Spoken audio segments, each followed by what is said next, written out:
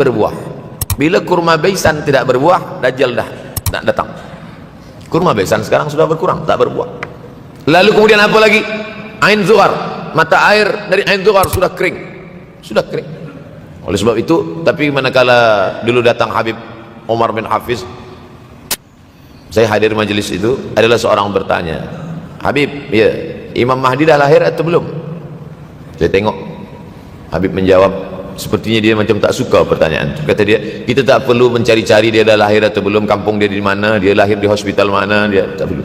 Yang perlu kita siapkan adalah iman dan takwa, pengetahuan kita, supaya kita jangan sampai terkecoh, supaya kita boleh membezakan mana hak, mana batil, mana betul, mana salah, mana lurus, mana bengkok, mana hitam, mana putih. Sehingga dengan istiqomahnya kita beribadah ini, kita boleh membezakan mana Al-Masih yang original, yang asli, mana Al-Masih Ad-Dajjal.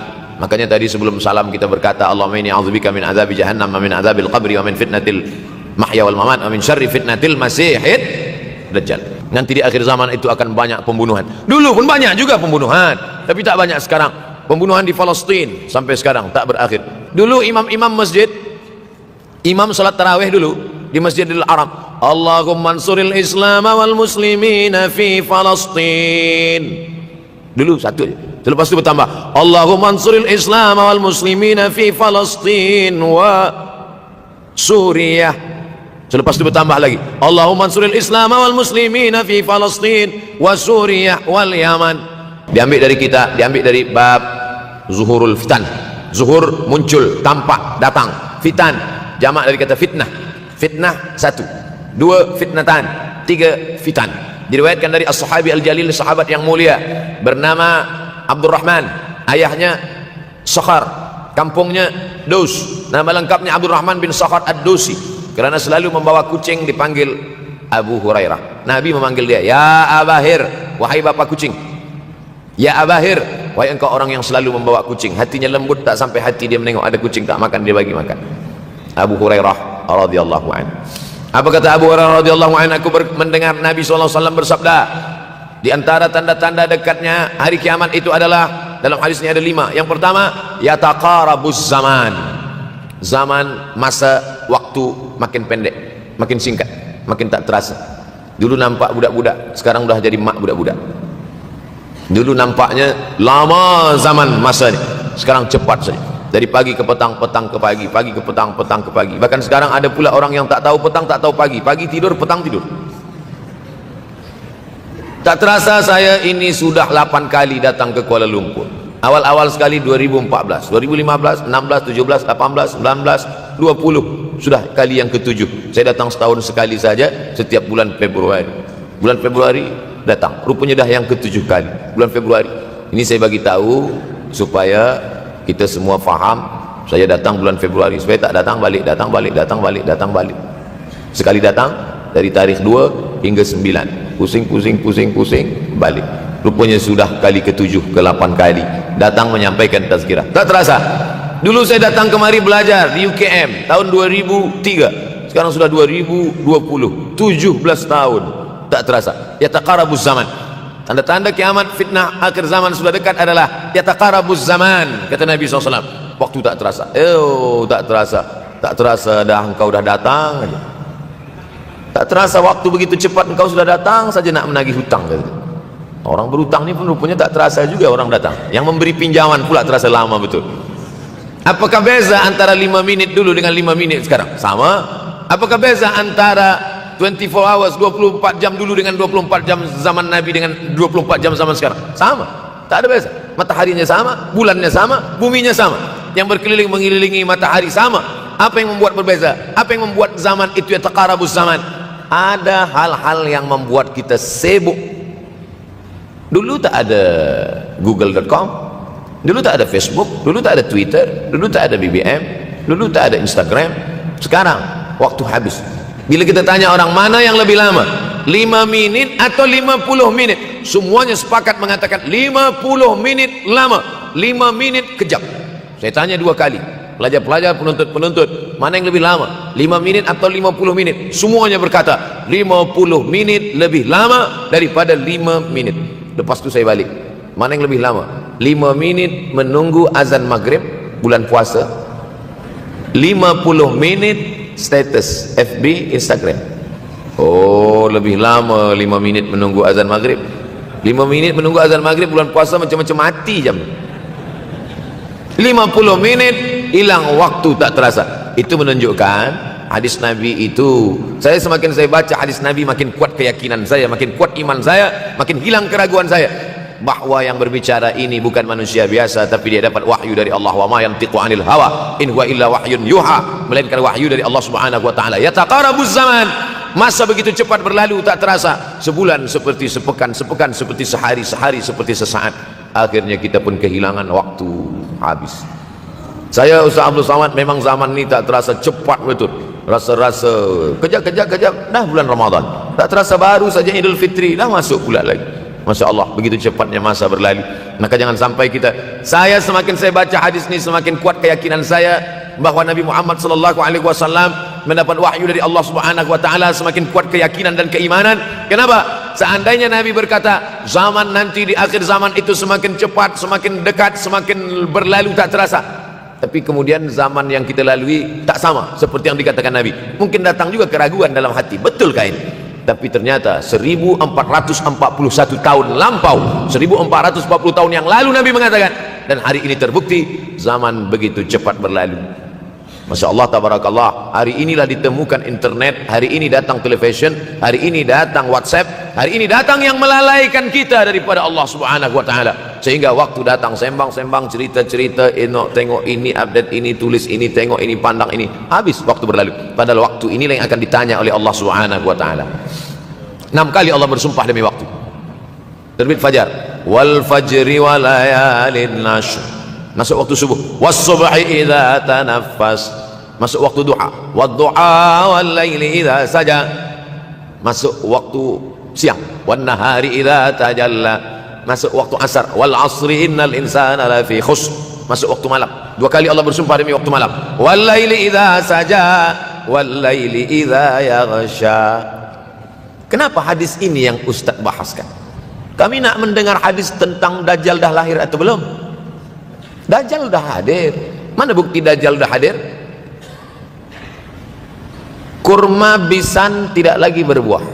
Bila kurma bisan tidak berbuah, Dajjal dah nak datang. Kurma bisan sekarang sudah berkurang, tak berbuah. Lalu kemudian apa lagi? Ain Zuhar, mata air dari Ain Zuhar sudah kering.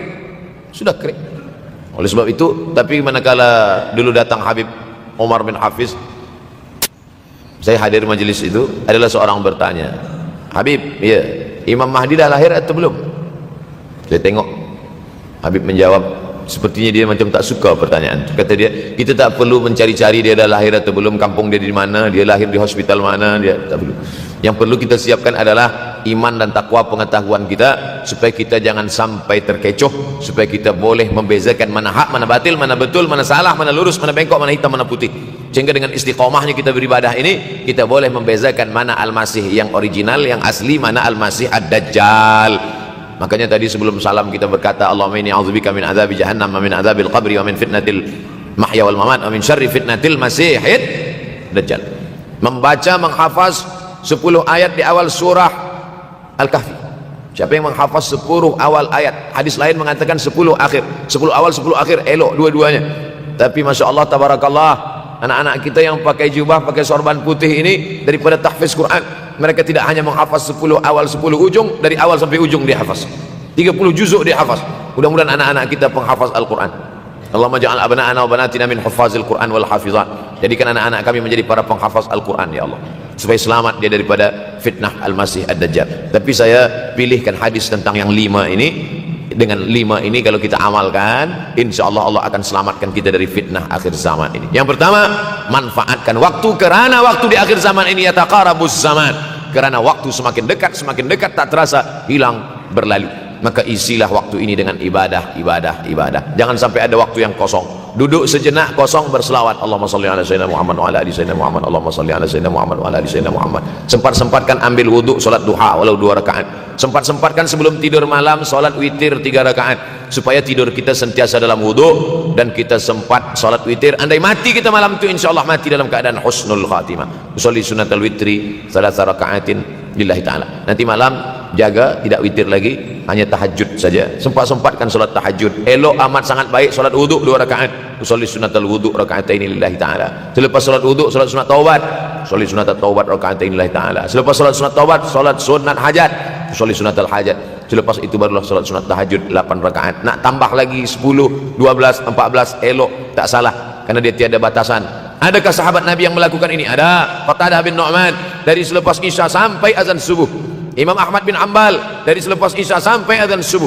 Bahkan mereka mengkhatamkan Al-Quran dalam tahajud mereka. Maka bahkan ada imam yang disebut dengan As-Sajjad, kerana banyak sujud kepada Allah Subhanahu wa ta'ala. Kerana akhir zaman ini godaan begitu besar. Dulu orang tengah malam tahajud, jam 2 malam, jam 3 malam dia bangun. Kerana dia membaca hadis sab'atun yudhilluhumullah, ada 7 golongan yang mendapatkan naungan Allah, yauma la dhilla illa dhilluh, hari itu tak ada naungan kecuali naungan Allah. Rajulun, ada seseorang, zakarallah, dia berzikir dengan Allah khalian di tengah malam, tak ada manusia, fafadat ainahu, menetes air mata. Maka yang pertama ini, jangan sampai kita kehilangan waktu, kerana waktu kasaif, waktu ini seperti pedang, illam taqta'hu qata'aka, kalau tidak kau patahkan dia. Kalau kau dapat pedang, patahkan. Sebab kalau tidak kau patahkan, dia yang akan memotong engkau, mematahkan tulang-tulang engkau. Waktu ini kalau tidak kita manfaatkan, kita akan ditanya tentang waktu, kemana saja waktu yang sudah kau pakai. Inna sam'a, pendengaran, wal basar, penglihatan, wal fuad, hati, kullu ulaika kana anhu mas'ula. Semua akan disoal, semua akan diminta tanggung jawab di hadapan Allah. Kemana waktu yang sudah aku bagi dulu engkau pakai? Yang pertama nanti ditanya, la tazulu qadama 'abdin yaumal qiyamah, kaki anak Adam tidak akan bergeser, tidak akan beralih dari tempat tegaknya pada hari kiamat, hatta yus'al, sampai dia disoal, sampai dia ditanya. La tus'alunna yauma idzin 'anin na'im. Banyak yang akan ditanya nanti, tapi Nabi bagi tahu di antara yang akan ditanya dari sekian banyak nikmat itu 4. Yang pertama, an umrihi fima afnah, umur kemana engkau habiskan. Hari ini ada anak-anak muda belia umurnya 17 tahun. 17 tahun habis menghafaz Al-Quran, 17 tahun habis iktikaf dalam masjid, 17 tahun habis berzikir, berjubah, bersorban, mengabdikan ilmu, berkhidmat kepada ulama. 17 tahun habis. Tapi ada pula yang dibalik, 71 tahun habis, rumah office kopi, rumah office kopi, rumah office kopi, batuk mati habis. Nah, apa yang dapat kita bawa menghadap Allah SWT? Yang pertama, yataqarabuz zaman. Yang kedua adalah wa yanqusul ilmu semakin berkurang. Kalau sudah ilmu berkurang, apa yang bertambah? Jahil. Kalau ilmu bertambah, jahil berkurang. Kalau ilmu berkurang, jahil bertambah. Mana ada orang jahil cakapnya didengar orang? Saya dulu awal-awal membaca hadis ini, wa yanqusul ilmu berkurang, jahil bertambah. Rasanya tak mungkin, tak logik, tak masuk akal. Mana ada orang tak berilmu cakap dia didengar? Sekarang baru saya faham. Dulu orang tak berilmu ditinggalkan orang. Sekarang orang tak berilmu, asal dia pandai berbicara, dia akan didengar orang. Bahkan orang jahil pula punya channel. Apa namanya? Jahil.com. Orang jahil punya channel. Banyak pula follower dia daripada follower kita. Banyak pula viewer dia daripada viewer kita. Sebab apa? Sebab yang menyaksikan tiada berilmu, yang berbicara tiada ilmu. Oleh sebab itu maka kita galakkan menuntut ilmu di majlis-majlis ilmu. Untuk apa Abdul Somad sudah berumur 43 tahun pun masih pergi juga lagi ke Sudan belajar? Apa yang nak dicari ini? Tak lain tak bukan, mudah-mudahan kita termasuk orang yang sampai akhir hidupnya mencari ilmu, insyaAllah. Saya datang kemari bukan niat mengajarkan ilmu. Saya datang ke Malaysia tetap niatnya belajar mencari ilmu. Man salaka tariqan, siapa yang melangkahkan kaki melalui suatu jalan, yaltamisu fihi ilman, siapa yang melalui suatu jalan niatnya untuk mencari ilmu, sahalallahu lahu bihi tariqan ilal jannah, dimudahkan Allah jalannya menuju surga.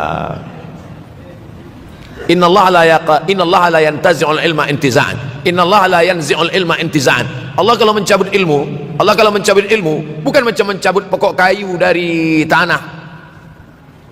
La yantazilul ilmu intiza'an. Allah tidak mencabut ilmu macam mencabut pokok kayu dari tanah hingga ke akarnya, tidak. Lalu bagaimana ilmu ini dicabut? Biqabdil ulama, dengan matinya ulama maka habislah ilmu. Meninggal Imam Syafi'i, berkurang ilmu. Meninggal Imam Nawawi, berkurang ilmu. Meninggal Imam Fulan, berkurang ilmu. Maka yang hadir adalah al-juhala. Yang lebih menakutkan lagi adalah al-juhala bi thawbil ulama, orang jahil dengan pakaian ulama. Abdul Somad tidak mengatakan dirinya ulama. Saya selalunya membacakan ayat Quran, membacakan hadis Nabi, menyampaikan fatwa ulama. Tak pernah saya berceramah, bertausiah menurut saya. Siapa saya? Siapa kita? Syafi'i manusia, saya manusia. Syafi'i boleh berfatwa, saya juga boleh berfatwa. Imam Syafi'i berfatwa, Al-Quran 30 juzuk dalam kepala dia. Kita juzuk 30 pun kadang-kadang hilang. Imam Syafi'i balik dari masjid ke rumah, dia tutup telinga. Datang orang bertanya, Syafi'i, ya, kenapa engkau tutup telinga? Sebab bila aku dengar dari masjid ke rumah, semua yang aku dengar masuk tu semua aku ingat. Masya Allah, sangat luar biasa tausiah yang sudah disampaikan oleh guru kita. Sahabat beriman yang dimuliakan Allah, tetaplah di channel ini karena kajian ini belum selesai dan masih banyak lagi hal-hal menarik yang akan disampaikan oleh beliau. Mari kita lanjutkan kembali. Selamat mendengarkan. Aku takut dia ingat di dalam, maka aku tutup. Kita yang saya sampaikan tadi pun tak ingat. Oh, Ustaz mengejek kami, enggak. Jangankan yang mendengarkan, yang bercakap pun tak ingat. Nasib baik datang orang Jepun mengingatkan kita. Nah, ini nama dia Sony. Manusia ini lupa. Oleh sebab itu maka yang kedua akhir zaman, wa yanqusul ilmu makin kurang. Maka bersyukur anak-anak yang dimasukkan ke rumah tahfiz. Kalau ada rumah tahfiz di kampung biasa, kalau ada rumah tahfiz di desa dusun biasa, tapi ada tahfiz di tengah kota besar Kuala Lumpur, masih ada lagi rumah tahfiz Quran. Siapa yang mewakafkan rumah tahfiz? Siapa yang memberikan beras? Siapa yang memberikan duit? Siapa yang memberikan belanja? Siapa yang mengirimkan ustaz? Masya Allah, tabarakallah. Maka ini semua mudah-mudahan kita istiqamah semuanya insyaAllah. Supaya apa? Supaya lahirlah anak-anak kita yang alim, berilmu. Karena ini makin banyak orang jahil. Alftau bi ghairi ilmin, memberikan tazkirah fatwa tanpa ilmu. Dhalla wa adalla, dhallu wa adallu, sesat, menyesatkan. Kalau setakat sesat saja, ini sudahlah sesat, menyesatkan. Na'udzubillah. Masuk yang ketiga. Yang ketiga adalah wa yanqusul ilmu, setelah habisnya ilmu-ilmu ini semua dicabut oleh Allah Subhanahu wa taala, lalu kemudian setelah ilmu dicabut Allah Subhanahu wa taala, wa yulqas syuh. Wa may yuqashuh, sin dengan hak kecil. Wa may yuqashuh nafsihi fa ulaika humul muflihun. Siapa yang selamat daripada sifat syuh, itulah orang yang beruntung. Hayya 'alal falah, mari kita menuju keberuntungan, kemenangan. Siapa orang yang menang? Selamat daripada sifat syuh. Ada orang menerjemahkan syuh ini pelit, bakhil. Bakhil ada yang lebih parah daripada bakhil. Syuh. Bakhil ini, bakhil tidak ingin memberikan uangnya untuk orang lain. Itu bakhil. Dia ada uang 10 ringgit, uang itu hanya dia makan saja, dia tak mau walaupun setengah sen kepada orang lain. Itu namanya bakhil. Kalau syuh ini, duit dia simpan, duit orang pula dia makan. Nah, itu syuh. Jadi lebih parah lagi. Oleh sebab itu kalau sudah ilmu ini dicabut, orang menjadi jahil, maka datang penyakit syuh yang ketiga. Apa itu syuh? Hubbud dunya, hubbul mal, wa tuhibbul mala hubban jamma. Engkau sayang kepada harta, amat sangat sayang. Dia pegang semuanya sampai tak meleleh, tak menetes walaupun satu tetes. Akhirnya mereka inilah pendusta-pendusta agama. Ara'aital ladzi yukadzibu biddin, tahukah kamu siapa itu yang mendustakan agama? Fadzalikal ladzi yad'ul yatim, mereka itu yang membiarkan anak yatim. Wala yahuddu ala ta'amil miskin, dia tidak mempedulikan makanan orang miskin. Sebab apa? Bukan sebab tak ada harta, sebab syuh. Kenapa syuh? Sebab tak ada ilmu, tak ada ilmu tentang akhirat. Dia pegang, dia simpan, mati, habis. Yang dia bawa hanyalah 1, 2, 3 helai kain kafan saja. Itulah mengapa Sultan Turki, Sultan Muhammad Al-Fatih, Sultan Abdul Hamid, coba tengok gambar Sultan Muhammad Al-Fatih, Sultan Abdul Hamid Turki dulu. Sorban dia besar-besar. Saya dulu terkejut, lama saya tengok, kenapa sorban orang Turki ini besar-besar. Lama-lama saya baca rupanya sorban orang Turki itu kain kafan. Tuan-tuan balik dari sini beli kain kafan 2 meter, ikatkan kepala, bawa sembahyang supaya ingat mati. Bolehkah menyiapkan kain kafan? Baca kitab Tambihul Mughtarrin, peringatan bagi orang-orang yang tertipu. Di situ ditunjukkan banyak ulama, bahkan mereka menggali tanah di dalam rumahnya. Malam-malam dia tahajud, selepas tahajud dia duduk di dalam tanah itu supaya terasa bagaimana rasanya mati. Gali tanah 2 meter, masuk ke dalam. Tapi kalau nak buat itu kita saja dengan Allah, jangan pula. Banyak juga orang sekarang udah gali tanah masuk ke dalam, streaming pula. Hai guys, nak rasakan mata, mana boleh terasa. Kita saja masuk ke dalam. Rasakan macam mana rasa. Sebab kalau cakap saja, marilah kita ingat mati, takutlah kita pada mati, kita tak tahu bagaimana rasa mati. Kalau nak merasakan bagaimana rasa mati, nanti kalau ada orang mati meninggal dunia, masuk kita ke dalam, kita sambut jenazah, kita letakkan, kita duduk, rasakan.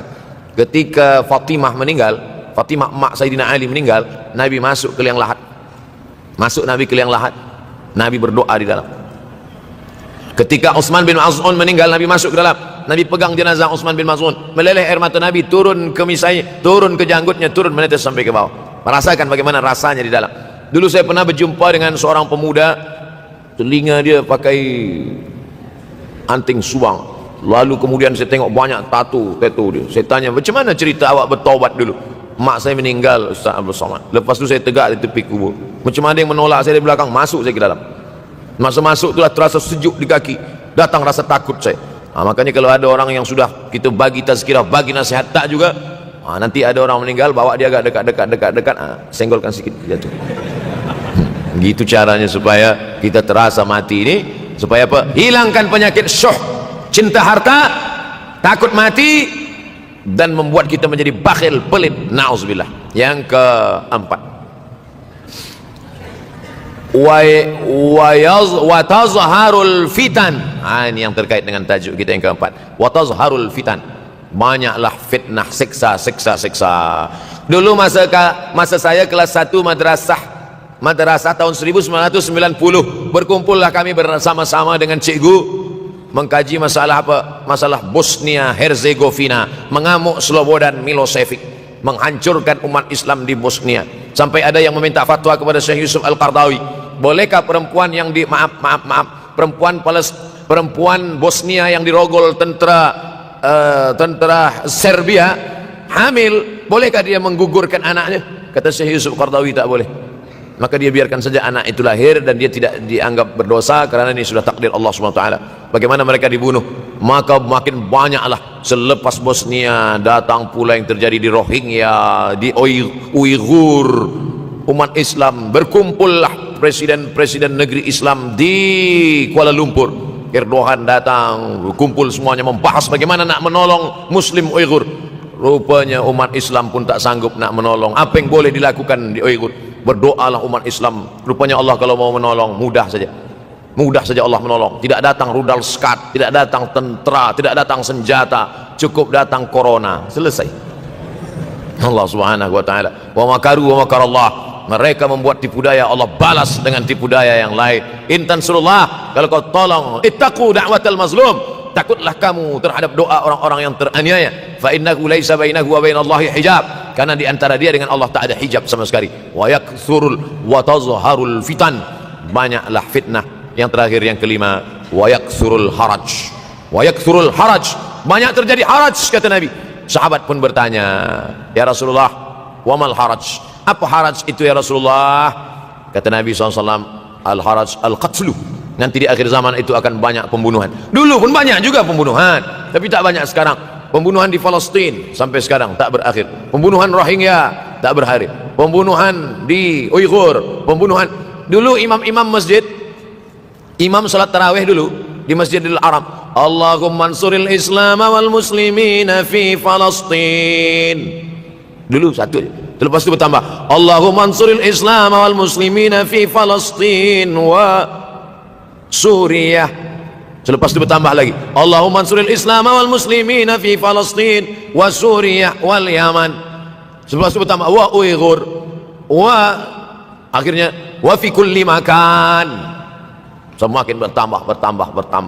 Oleh sebab itu maka ini di antara fitnah akhir zaman. Man lam yahtam bi amril muslimin falaysa minhum. Selepas kita kaji hadis ini, apa tujuan kita? Tujuan kita semakin menguatkan keyakinan, banyak-banyak beribadah, nasihatkan anak, menantu, sahabat, jiran, tetangga, supaya semakin istiqamah menjalankan syariat, rajin-rajin sholat berjamaah, banyak-banyak berzikir, hatamkan Al-Quran, banyak-banyak berinfak, banyak-banyak bersedekah. Andai mati kita, insya Allah mati dalam keadaan husnul khatimah. Alhamdulillahirrabbilalamin. Demikianlah tausiah penuh ilmu, hikmah dan manfaat yang sudah kita dengarkan bersama dari guru kita. Sahabat beriman yang dimuliakan Allah, terima kasih banyak sudah menyimak tausiah ini sampai selesai. Doa dan harapan saya, semoga Allah Subhanahu wa Ta'ala senantiasa selalu melimpahkan segala rahmat dan karunia-Nya kepada sahabat semua, selalu diberikan kesehatan, dimudahkan segala urusannya, dan dilancarkan rezekinya. Amin ya rabbal alamin. Demikian yang dapat saya bagikan, kurang lebihnya mohon maaf. Sampai bertemu lagi di kajian-kajian berikutnya. Wabillahi taufik wal hidayah, waridha wal inayah. Wassalamualaikum warahmatullahi wabarakatuh. Setelah kita mendengarkan bersama tausiah yang sangat luar biasa yang sudah disampaikan oleh guru kita, sekarang mari kita lanjutkan aktivitas kita masing-masing. Semoga apa yang sudah beliau sampaikan kepada kita semua menjadi ilmu yang bermanfaat dalam kehidupan kita sehari-hari. Amin ya rabbal alamin. Selamat beraktivitas buat sahabat semua dan sukses selalu. Sampai bertemu lagi di tausiah berikutnya. Wassalamualaikum warahmatullahi wabarakatuh. Bismillahirrahmanirrahim. Assalamualaikum warahmatullahi